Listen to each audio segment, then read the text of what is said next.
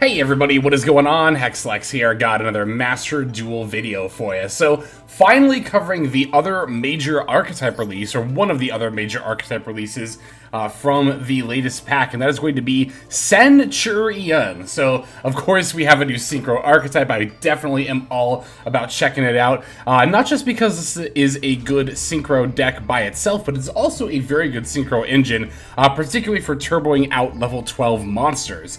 Indeed, in the past couple of seasons, Horus Naturia, which also turbos out a lot of level 12 Synchro monsters, has been one of my favorite decks to ladder with. So now that we have like a dedicated archetype to this kind of strategy, I am definitely all here for it. So, Centurion, as I said before, was released in the latest selection pack. Funnily enough, ended up having more URs as far as like individual cards go than even Ubel did, which was, I think, very surprising to both myself and pretty much everyone else. But very, very cool archetype. So basically, the idea of this deck is to get to a point where you're ending on a level 12 Synchro monster, usually Centurion Auxilia, as well as the field spell Stand Up Centurion, and having a couple of your Centurion monsters like Primera, Trudea, and or Gargoyle 2 in your spell trap zones. That might not seem like a lot. It's like, oh, you end on a boss monster that has no quick effects and then just a field spell. You'll actually almost always end on the trap card too, but that might not seem like a lot for a one card combo, or a turn one, well, the turn one 1.5 card combos really. But the real interaction lies during the opponent's main phase, because during the opponent's main phase, you can start special summoning your Centurion monsters from the spell and trap zone, and then synchro with the field spell effect. When either you summon those monsters or when your opponent summons monsters, then you can go into Crimson Dragon, which lets you go into, of course, a number of level 12 synchros that can help interact with the opponent. Often you'll go for either Blazar, which is the Omni, or Red Supernova for the board wipe, but there's also, of course, the in-archetype Centurion Legatia, which when synchro summoned can pop a card on the field, a monster on your opponent's field, with the highest attack, and then you also get to draw a card. So, very, very good stuff. As far as like the ratios here, it's pretty standard, I think, to play 3 Primeta, 3 Trudea, 3 Stand-Up Centurion, 1 Gargoyle 2, as well as the Wake Up Centurion in the main deck. Also pretty standard are one of the 2 Centurion trap cards. There's, of course, Centurion Phalanx, which I've got here, but you could also, if you wanted to, play the counter trap of Centurion True Awakening. The main reason that I think I kind of prefer the Phalanx over the True Awakening is that the True Awakening does require you to send a face-up monster in your spell trap zone to the graveyard, and you don't actually always have that during your opponent's turn, especially if you are going to try to make the Crimson Dragon and its target as quickly as possible. Oh, also I said Crimson Dragon could go... I kind of accidentally implied that Crimson Dragon could make Legatia, but really more what I meant is that you know, again, you'll end on the Auxilia, and you can either make a Crimson Dragon next to it to go into Blazar or the Supernova, or you can make Legatia for the pop as well. Legatia also is a fantastic monster to make if you're going second, again, for more board popping, but also the card draw is much more valuable during your turn than it is during your opponent's. So with so few... Oh, and then also, yeah, I did actually find a card here, Emblema Oath. This actually is not part of the, like, combo lines of the deck, so you could actually get away without playing this card if you really, really wanted to, or if you were using Centurion as more of an engine than focusing on the deck. However, this is the archetype's pretty much only extender, right? So, unless you open, like, multiple copies of certain starters, but... like as in if you open like Primeta plus like the field spell, for example. But Emblema Oath also just very, very good for making Centurion plays, so I would definitely jam 3 of this. So as far as like the URs go, I would say 3 Primeta, 3 Emblema Oath, and then I like 2 Legatia, 1 Auxilia, but you could also play 2 Auxilia if you want to, but you very rarely, from what I saw in my research, actually end up needing the second copy. So Centurion is actually so small of a package that you kind of do have to play some other engine in it. I have opted for Bistseals, as well as the Ringo-worm Dragon Guarding the 100 Apples. You could actually also play, if you wanted to, one of my other favorite level 2 tuners, Assault Synchron. Actually works extremely well in this deck. I decided to opt for Ringo for a few reasons. One of which is I have a playset that I've been sitting on, of course, since Sprite Synchro, and I barely use it, so wanted to have an opportunity to use that. But I also really like that you can actually, with Ringo-worm and a Bestial monster, you can actually go into your Centurion combo line without opening any Centurion cards.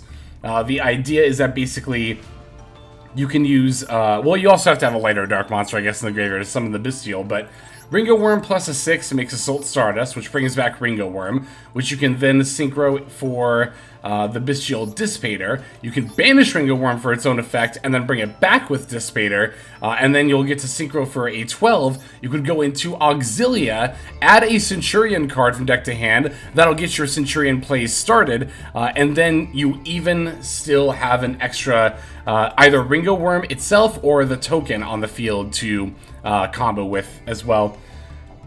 So in that regard, it's really nice. If you can just synchro for 12 in general, you will be able to find Centurion plays. Also on top of that, Ringo-worm is, I think, one of the better discards that you could have for the stand-up Centurion. Earlier I touched upon the fact that all of this card's opening combos are like technically 1.5 combos. That's because you need to have a card in hand to discard, or I guess to send to the graveyard in order to activate the field spell effect. But, you know, that's not usually too difficult to do, especially on turn 1, so I do feel like the hand trap ratio could actually be a little cleaner.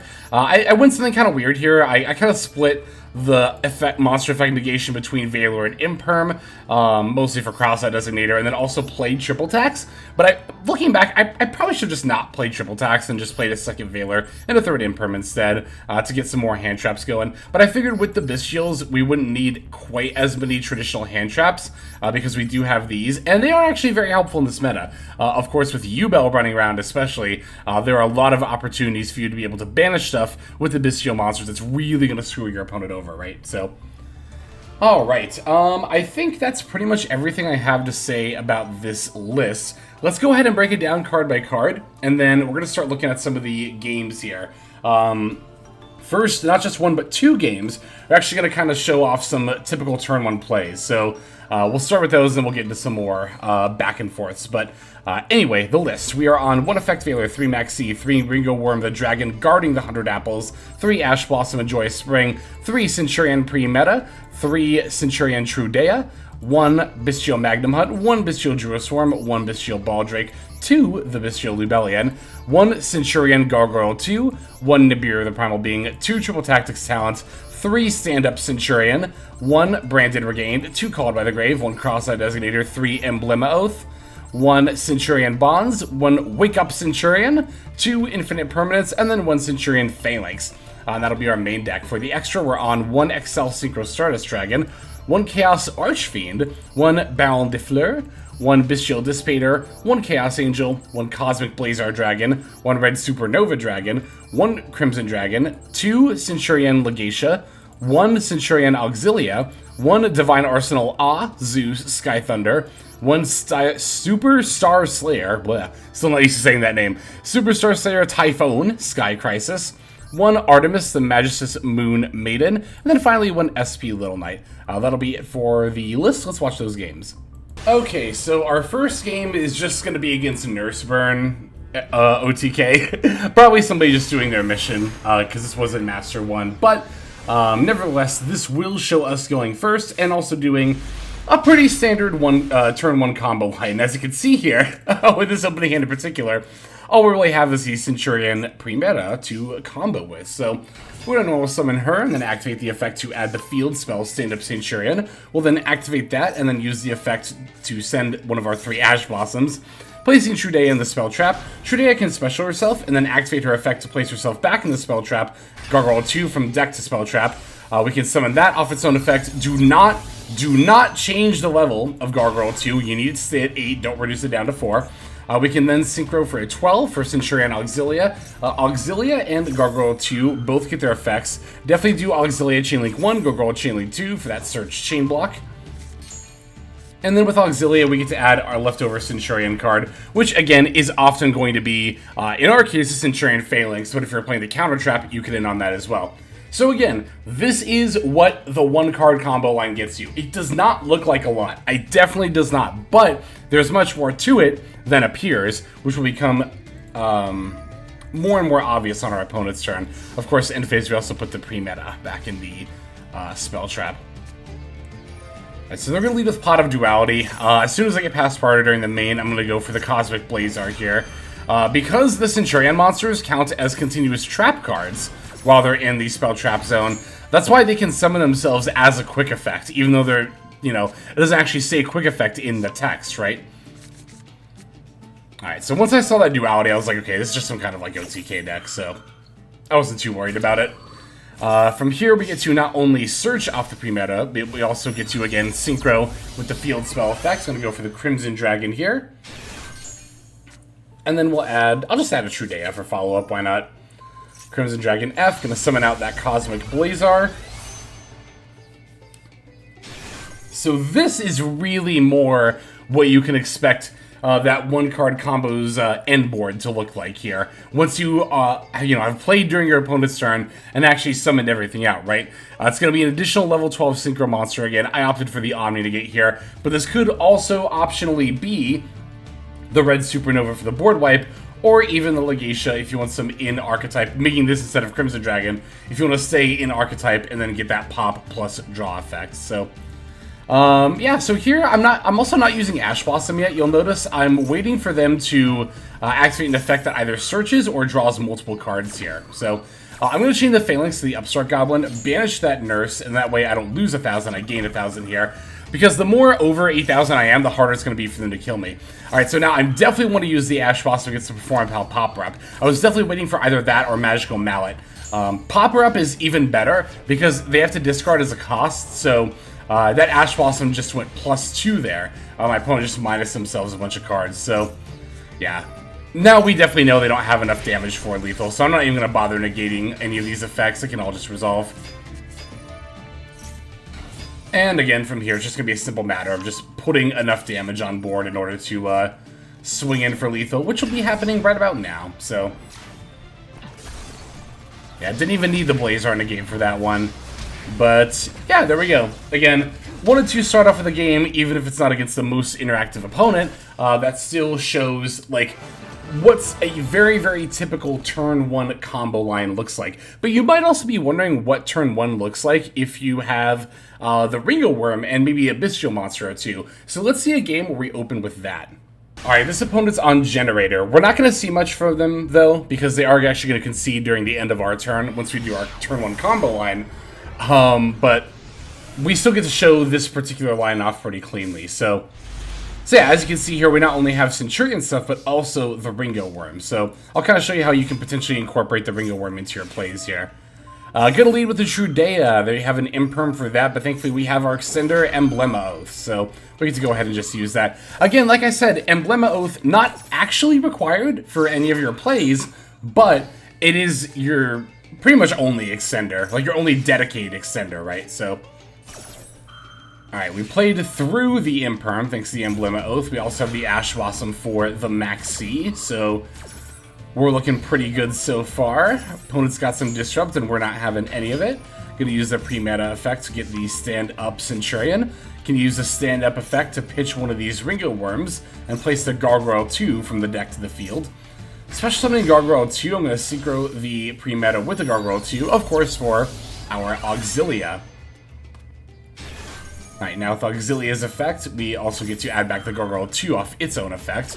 Gonna chain block again in the order where we are guarding the search here. So Gargoyle 2 back to hand, Auxilia adding the Phalanx. So here I'm gonna use the Ringo-worm's effect to special the token, and I actually decided to go out on a bit of a limb here. I decided to sack off the Trudea. Actually, that's not that much of a limb. I thought I was gonna sack off the field spell, but no, we just sacked off Trudea. And yeah, now we have an 8 and a 2, so we can add the Baron de Fleur to our end board. So, yeah, I mean, that's, again, fairly simple, but does definitely demonstrate how, again, we can set up the additional Synchro summons, and Omni Negate in this case, by using the Ringo-worm. The only thing that's not great here is that, of course, we are not going to end on the ability to go into a 12 on their turn, necessarily, although we have the field spell. You know, the Auxilia can only place one of these monsters into the spell trap zone, right? So I'd probably just do the pre-meta anyway. But, again, our opponent's just going to concede, yeah, during the end phase anyway. So, I mean, to be fair, though, you know, that would just get us Crimson into Blazar into an Omnigate, which the Baron already has, and we can still summon the Premeta during their turn and get a search, even if we don't end up, like, synchroing with it, right? But the other cool thing is if we had synchroed for 8, like if we had made like Chaos Archfiend, I thought we had a Bestial Monster in this hand, I misremembered, but if we had a Bestial Monster, synchroed for 8, and made like Chaos Archfiend, right, then we could actually still synchro for the Crimson Dragon during the opponent's turn, which is really, really cool. Yeah, I didn't really talk too much about Chaos Archfiend during the profile part, but this card is a very, very nice just level 8 option to be able to go into with your Ringo plus Bestial monsters there.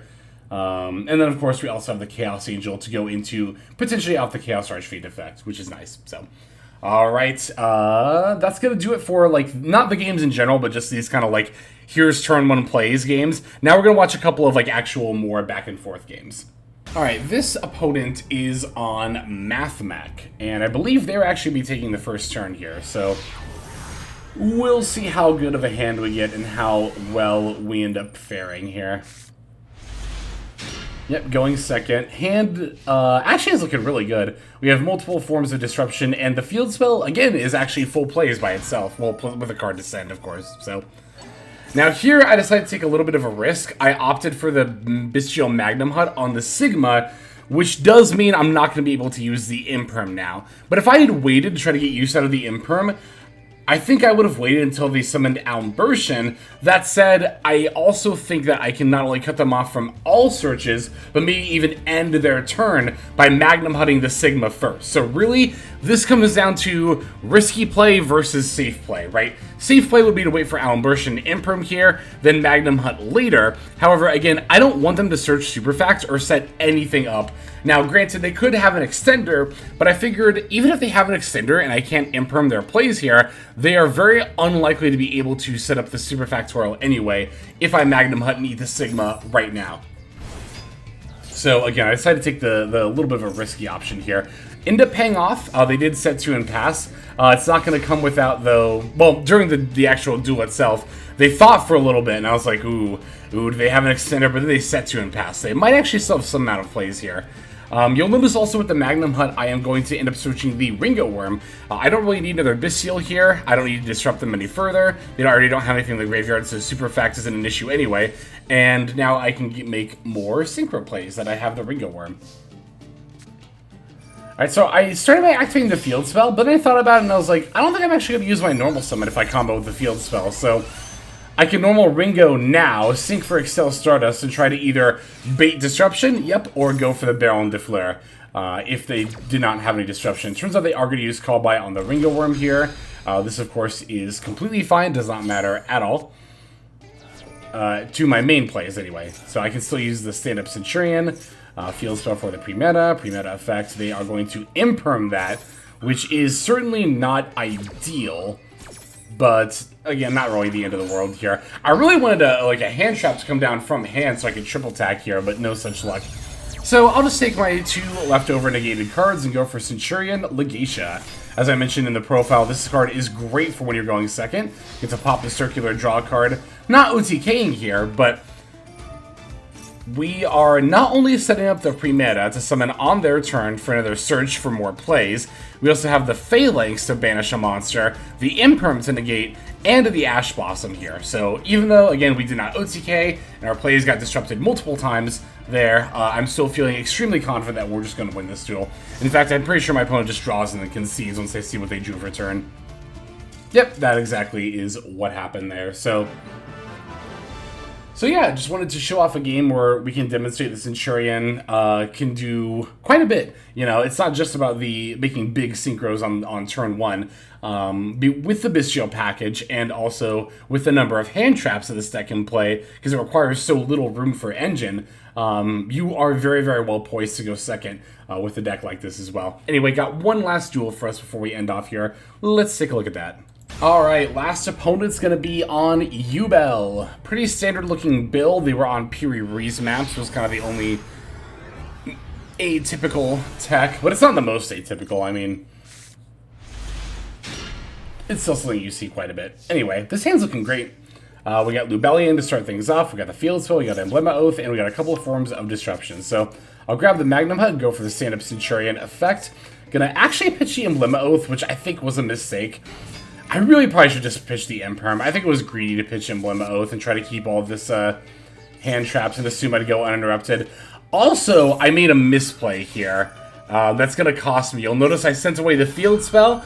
Yeah, I think this was actually my first game on ladder when I was still learning the deck. And I was like, oh yeah, I was supposed to place Trudea. Well, actually, I think I was supposed to add... Wait, hang on, what did I start with? I started with the Field Spell, right? That was like what was in my opening hand. That was my first play. So yeah, I should have used the Field Spell for Trudea to place Trudea in the spell trap. Trudea to special herself, then effects put back in the spell trap, put pre-meta in the spell trap, then special pre-meta, then added Gargoyle, and I could have sent the Trudea in the spell trap and not had to give up my Field Spell. So that was a pretty huge misplay. But yeah, they already maxed, which is going to stop me anyway, and they're also veiling my Lubellion, which is not ideal. I would have very much liked that draw. It's not like the end of the world, but... So I decided to give them one draw going into Auxilia here. Oh, no, I Ash Blossom the Maxi, that's right. But then they have the Imperm for the Auxilia. So actually, in this particular situation with all these negates they had, it actually didn't end up mattering that I gave the Field Spell, but that didn't make it correct there, just to be clear. I am still feeling hopeful. I have an Imperm and a Magnum Hut going into their turn. I'm going to Imperm the Dark Beckoning Beast, even though I do think it's Yubel when I see that. If they've used up their normal summon on it, by Imperming here, right? Now, granted, of course, they just have the Nightmare Throne, but if they didn't have an Extender by Imperming here, even if they do have, like, Samsara D-Lotus, they still can't get the extra normal summon, right? But here they're going to Nightmare Throne for the Gruesome Grave Squirmer, and then special that. So I already see, yeah, what they're going to go for. They're going to Yama, add the Sharvara, try to bring back the Dark Beckoning Beast, and then pop it with Sharvara, was my thought process. So I'm like, okay, I can play around that. Here's the Sharvara. I'm going to wait for the Gruesome Grave Squirmer to activate. DBB is the only target for it there, so I'm going to Magnum Hut and target that. And we should be good now, because now the only way they can summon Sharvara is if they have a spell trap card in hand, they can set it. Actually, no, their last card was Spirit of Yubel, which was, like, literally the worst possible thing it could be for me. And I'm actually just going to concede here. The reason also that it got summoned out was because of the Gruesome Grave Squirmer effect, right? So... Gruesome Grave Squirmer does not target, and it says you can special summon a fiend with 0 attack and defense from your hand or graveyard. So even though I took away the only graveyard option, they still had the Spirit of Yubel in hand, and it was just so over at that point. I mean, like, they can pop the Spirit with the Sharvara, they have Nightmare Throne in the field, so they'll also get Terror Incarnate. Now they have just a ton of materials, and they already have Yama out, so they can make, like, literally anything they want from their extra deck here. Yeah, I did not want to deal with it. So... but that's going to do it for these games. Thank you for watching. I'm very excited to keep trying out Centurion some more, especially since, of course, there are so many different ways that you can build it, right? So that'll do it for now. Let us move to the outro. Hey everybody, Hexlex here. Just want to give you a huge thanks for watching all the way to the very end of the video. Believe it or not, that is actually one of the best ways that you can support the channel, is by watching the videos in their entirety. But there are many ways in which you can support the channel if you are so interested. The names that you're seeing on screen here, I gotta give an extra special thanks to, because these are people who have chosen to either become a member on YouTube, which if you're interested you can do as well via the join button next to the subscribe button down there, or have signed up over on Patreon and become members there. Link to that is going to be in the description below.